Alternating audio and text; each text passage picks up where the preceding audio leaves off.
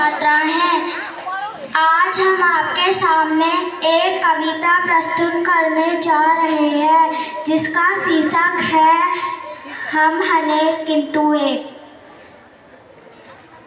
है कई प्रदेश के किंतु एक देश के विविध रूप रंग है। भारत के अंग है भारतीय वेश एक। हम अनेक किंतु एक। बोलियां हजार है टोलियां हजार है। कंठ भी अनेक है राग भी अनेक है। किंतु बोल गीत एक। हम अनेक किंतु एक।